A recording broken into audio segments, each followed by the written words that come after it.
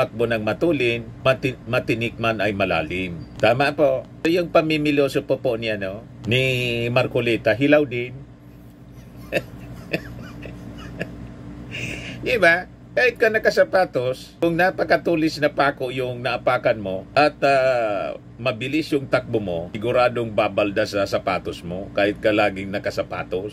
Yung sapatos ba, hindi pwedeng baldahin ng isang matulis na pako? Kaya ang tanong kay Marcoleta sa kanyang pamimiloso po.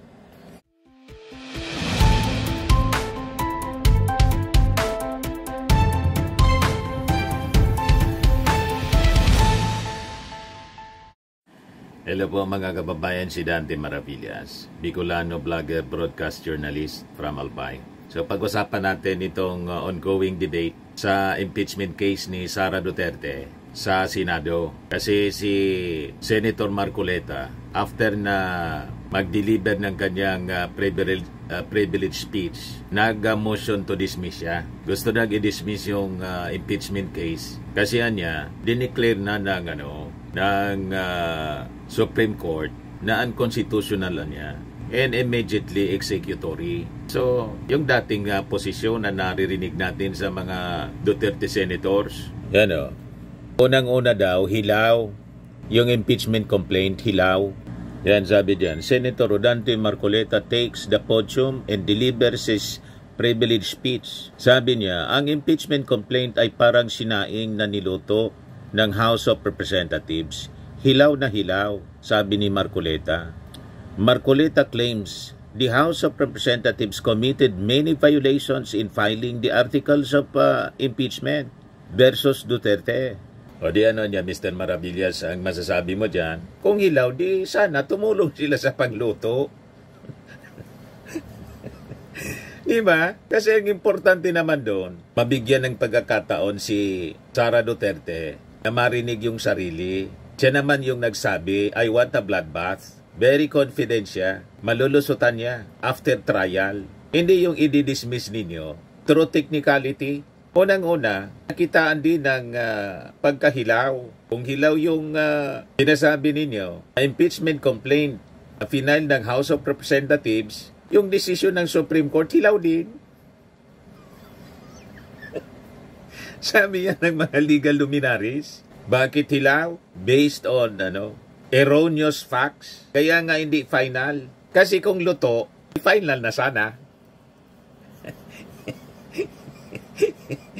Di ba, mga kababayan, napakalinaw? Ibig sabihin, binigyan pa ng pagkakataon na makapag-argumento, makapag-file ng motion for reconsideration, in which case, nag-file na nga po nung Monday yung Congress through the Solicitor General. Ang tanong sa inyo dyan sa Senado, bakit kayo nagmamadali na kang final na sa inyo po yung impeachment complaints, pinorward ng Congress, kahit ang mandato ninyo forthwith, inupuan ninyo, inupuan ng Senado.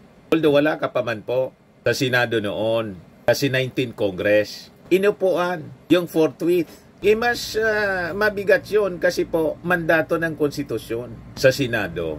That trial shall forthwith proceed. Pagkatapos nagdesisyon na hindi pa man final po yung Supreme Court na immediately executory, may motion for reconsideration na gusto ninyo mag-forthwith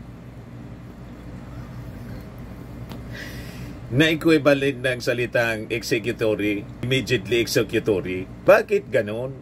Bakit ng forthwith pwede pala na i-delay, i-hold in abeyance? Pero yung mag-desisyon yung Supreme Court na hindi pa man final, na immediately executory, gusto nilang i-execute.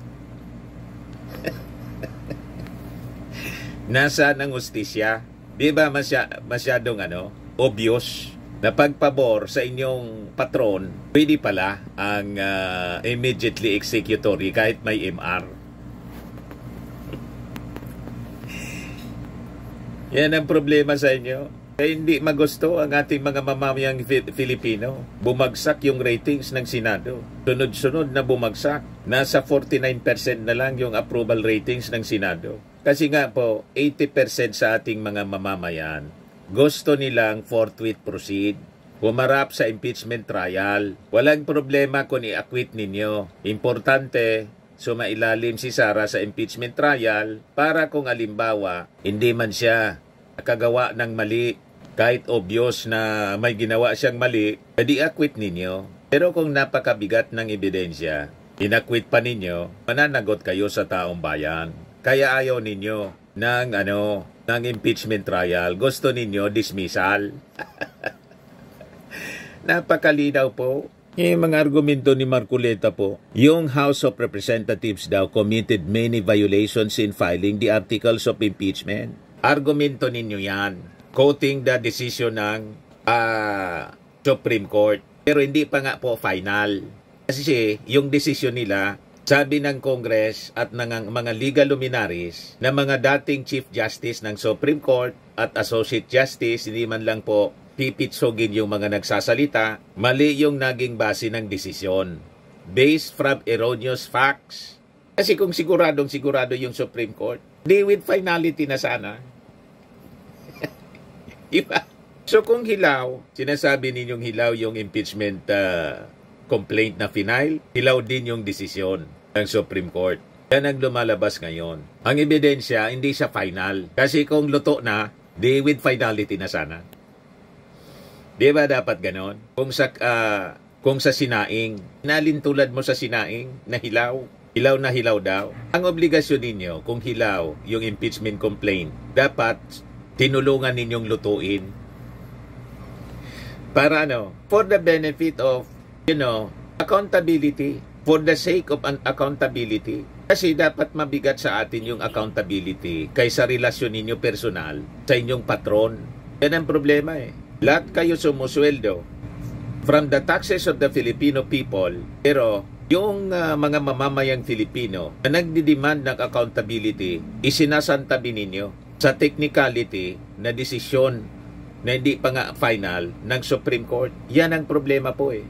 Why the haste? Yan ang tanong po. Bakit nagmamadali na dati naman pong hindi man kayo nagmadali? Di ba? Dati nang inupuan yung impeachment case ni Sara Duterte. So bakit ngayon nagmamadali kayo despite the motion for reconsideration file? Anong problema kung hintayin yung desisyon? Kaya sabi ni Tito Sen, Senate Minority Leader, let us not dismiss forthwith. And in the light, considering the motion of the gentleman to motion to dismiss, considering the motion of the gentleman to motion to dismiss, I move to table the motion to dismiss. A motion to table is a higher precedence than a motion to dismiss, sabi po ni Tito Sen. O ito pa, sabi ni Tito Sen, ang tumatakbuan niya ng matulin kung matinikman ay malalim. Dapat pag-isipan muna natin kung tama ba na bago magdesisyon ang Supreme Court, basta na nating ibasura ang kaso. Sagot naman po ni Marcoleta, pilosopo din. Tayo, pag nanakbo, ako po ay nakasapatos sa kalsada, kaya hindi ako matitinik. Di ba? Nagpilosopo lang mga kababayan. Nakasapatos daw siya, kaya hindi siya matitinik. Kahit nakasapatos ka, kung ang atapakan mo, matulis na pako, di ba? Malamang sa malamang, babalda doon sa iyong sapatos. Kaya mas maigi, huwag tumakbo ng matulin. Para pag natinik po, konti lang yung natinik sa'yo, hindi malalim. Di ba po? Kumbaga yan ang pamimiloso po mo. So mas maigi pa rin ang naghihintay hinay sa mga desisyon. Sabi nga sa kanta, wise men say, only fools rush in. Wise men say, only fools rush in. Yung mga mangmang daw ay siyang nagmamadali palagi. Madalas, ang mga mangmang nagmamadali palagi.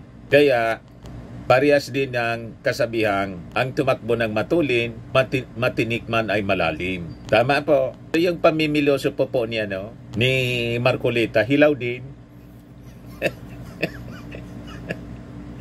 Diba? Kahit ka nakasapatos, kung napakatulis na pako yung naapakan mo at mabilis yung takbo mo, siguradong babalda sa sapatos mo kahit ka laging nakasapatos. Yung sapatos ba hindi pwedeng baldahin ng isang matulis na pako? Ayan ang tanong kay Marcoleta sa kanyang pamimiloso po.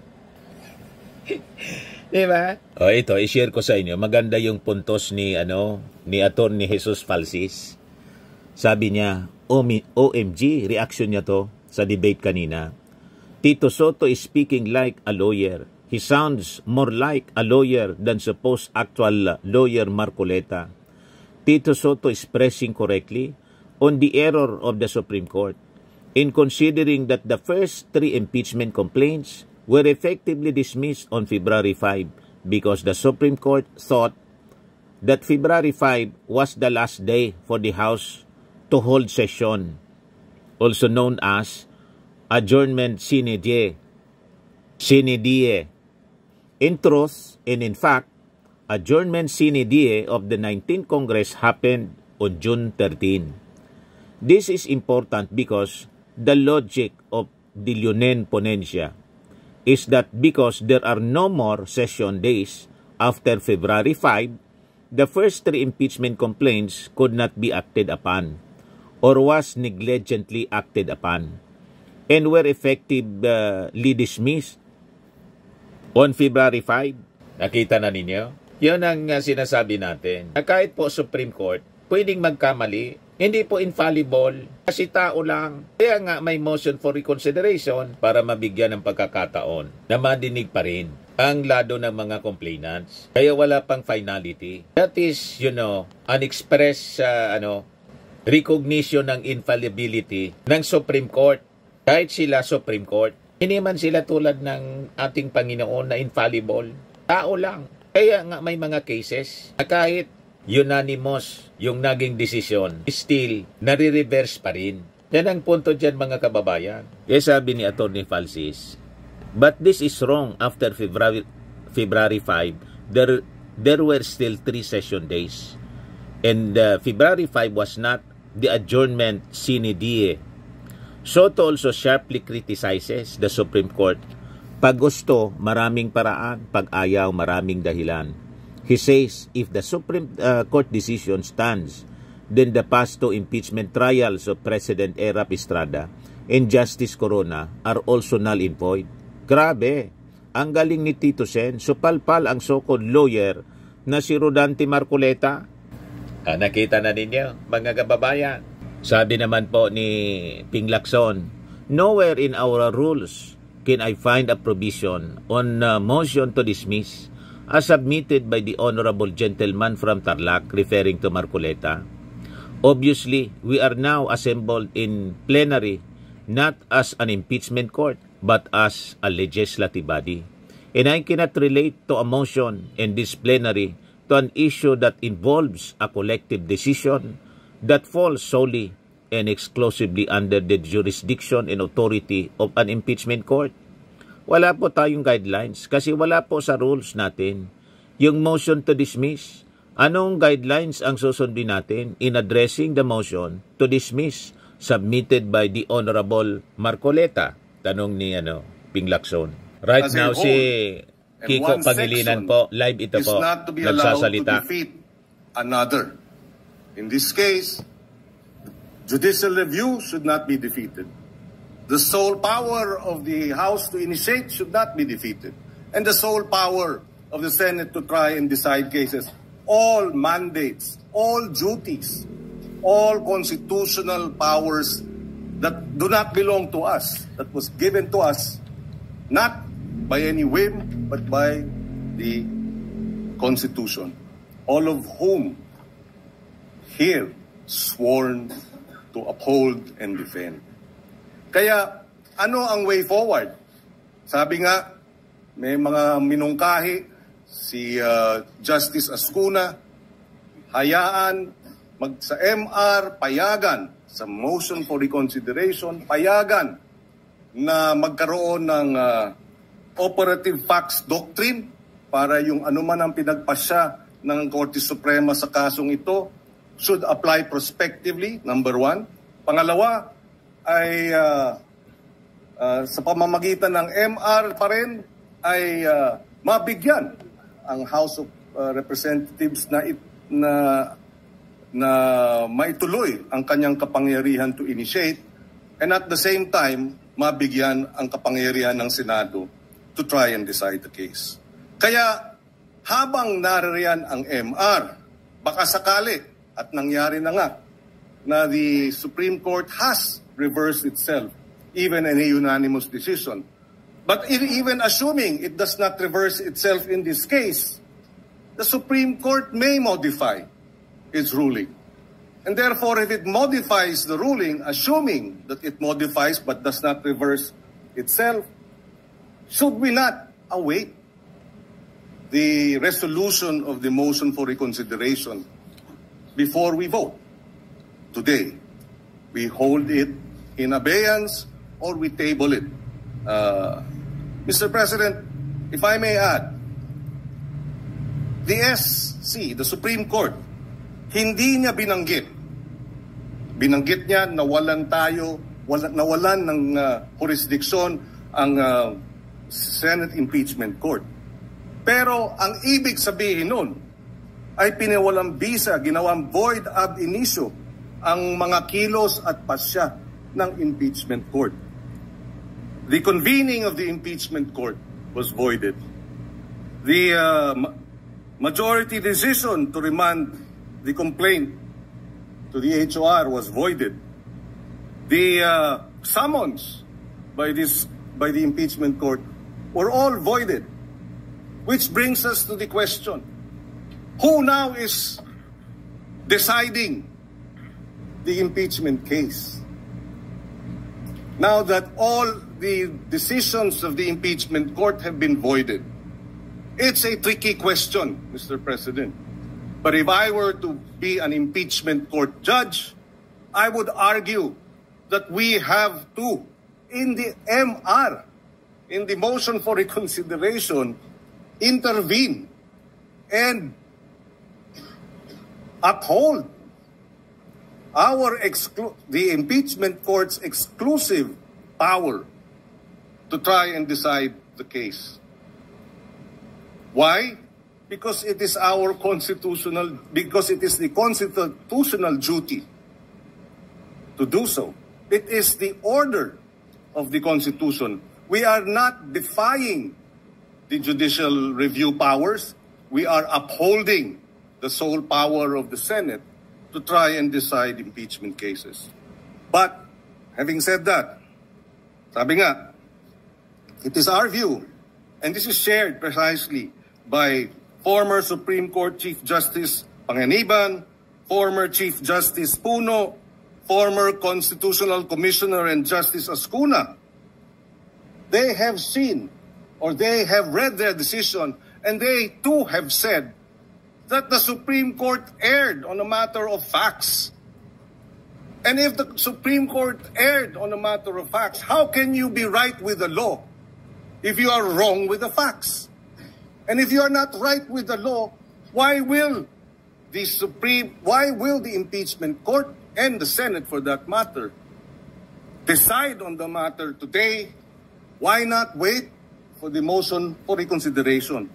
Siguro naman, hindi natin binabangga ang Supreme Court, hindi natin binabangga rin ang House of Representatives dahil meron ding prinsipyo ng parliamentary courtesy. Meron ding prinsipyo na kinakailangan natin bigyan ng respeto ang co-equal. We are a co-equal to the House of Representatives. Ano na lang ang magiging repercussion na ito ang House of Representatives nag-file ng motion for reconsideration, hinihiling nila sa Supreme Court na baguhin ang ilang mga findings of facts, baguhin ang kanilang naging desisyon, habang pinangunahan ng Senado ang House of Representatives at sinabi, wala kaming pakialam sa inyong motion for reconsideration, i-dismiss namin ang kasong ito. I think, out of courtesy for a co-equal, we should respect the House of Representatives. In the same way, if the Senate would, at a future time, file a case before the Supreme Court and seeks a motion for reconsideration in a matter that involves the House, we would like to think that the House will not act to have the case dismissed out pending the MR out of respect for equal. Sana pag-aralan natin ng husto ang pagpasya ngayong hapon. Sabi ko nga, the findings of grave abuse by the Supreme Court, thereby removing or taking away from us the jurisdiction, na wala tayong jurisdiction, that jurisdiction was not acquired on the basis of facts that are flawed. Where then is the grave abuse? I don't know what the ruling will be. Perhaps they will say, yes, there was no grave abuse of discretion on the part of the House because of the 1-year bar, which was not actually, the fourth complaint was not bar. I don't know. But whatever it is, hintayin na lang naman sana natin. Respetuhin naman natin ang ating co-equal.